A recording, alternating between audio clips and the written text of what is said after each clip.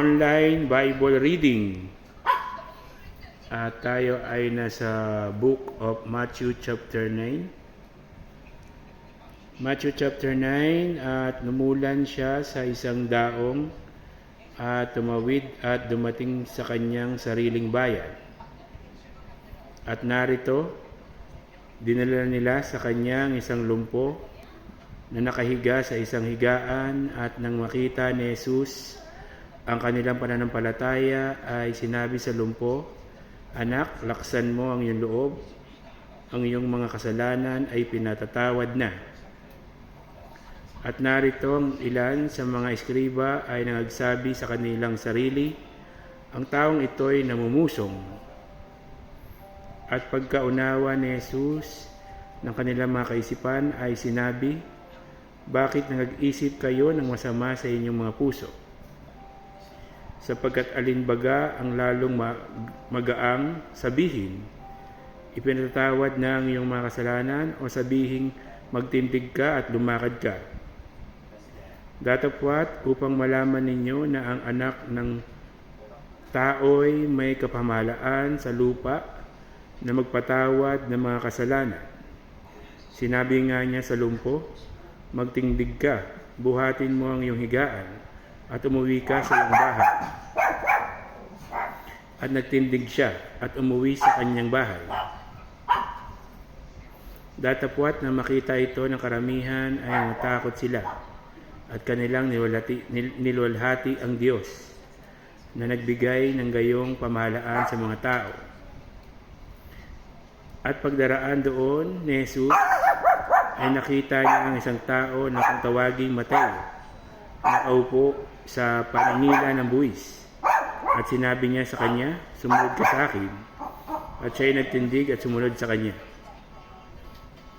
At nangyari na nakaupo siya sa pagkain sa bahay, narito ang maraming maniningil ng buwis at mga makasalanan, at nagsirating ang nagsiupong kasalo ni Jesus at ng kanyang mga alagad. At nang makita ito ng mga Pariseo, ay sinabi nila sa kanyang mga alagad, "Bakit sumasalo ang inyong guro sa mga maniningil ng buwis at mga makasalanan?"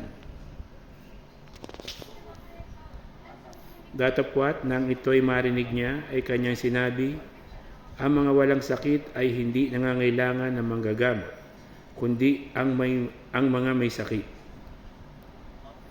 Datapwat magsihayo kayo at inyong ipag-aralan kung ano ang kahulugan nito. Habag ang ibig ko at hindi hain, sapagkat hindi ako naparito upang tumawag ng mga matuwid, kundi ng mga makasalanan." Nang magkagayoy, nagsilapit sa kanya mga alagad ni Juan, nagsabi, "Bakit kami at ang mga Pariseo ay nag-aayunong madalas, datapwat hindi nag-aayuno ang mga alagad mo?" At sinabi sa kanila ni Jesus, "Mangyayari bagang mga gluksa ang mga abay sa kasalan, samantalang ang kasintahang lalaki ay kasama nila? Datapwat darating ang mga araw na ang kasintahang lalaki ay aalisin sa kanila, at kung magkagayoy, mag-aayuno sila. At sino may hindi nagtatagpi ng bagong kayo sa damit na luma, sapagkat ang tagpi ay bumabatak sa damit, at lalong lumalala ang punit. Hindi rin nagsisilid ng bagong alak sa mga balat na luma.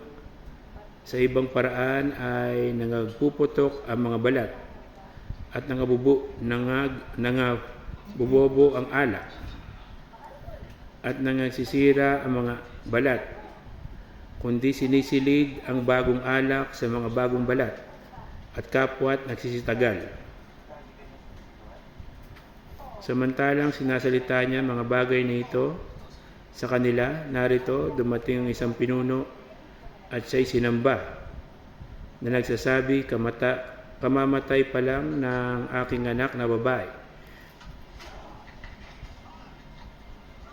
Datapwat halina at ipatong mo ang iyong kamay sa kanya, at siya'y mabubuhay." At si Jesus ay nagtindig at sumama sa kanya, pati ang kanyang mga alagad.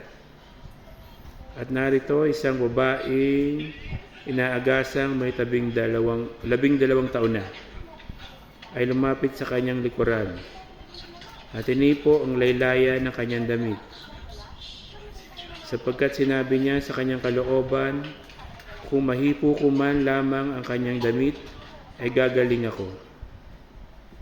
Datapwat paglingon ni Jesus ay pagkakita sa kanya ay sinabi, Anak, laksan mo ang iyong loob. Pinagaling ka ng iyong pananampalataya. At gumaling ang babae mula sa oras na yaon. At nang pumasok si Jesus sa bahay ng pinuno at makita mga tumutugtog ng plauta at ang mga taong nagkakagulo, ay sinabi niya, magparaan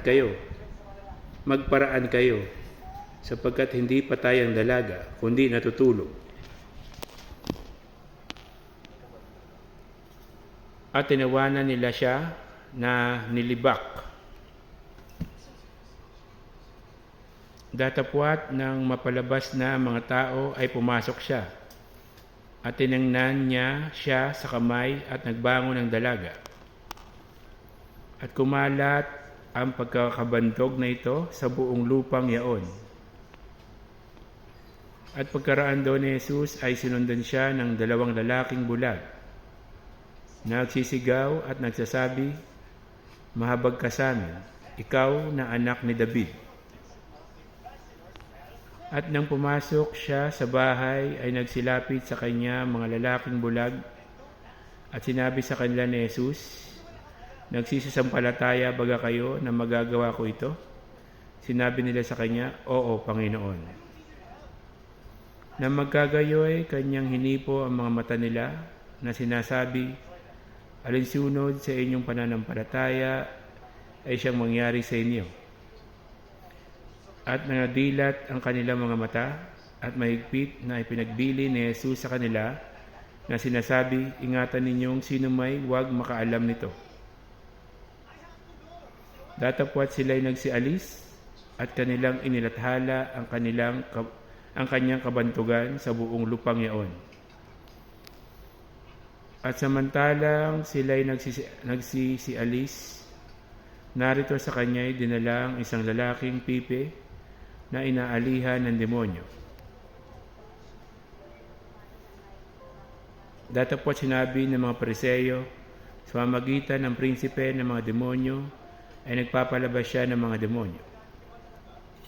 At nilibot ni Jesus ang lahat ng mga bayan at mga nayon na nagtuturo sa mga sinagoga nila at pinangaral ang ebanghelyo ng kaharian at pinagaling ang sari-saring sakit at ang sari-saring karamdaman. Datapwat nang makita niya ang mga karamihan ay nahabag siya sa kanila sapagkat pawang nangahapis at nangangalat na gaya ng mga tupa na walang pastor. Nang magkagayoy, sinabi niya sa kanya mga alagad, Patotohanan ang aanihin ay marami, datapwat kakaunti ang mga manggagawa. Idalangin nga ninyo sa Panginoon ng aanihin na magpadala siya ng mga manggagawa sa kanyang aanihin. Next video is Matthew chapter 10.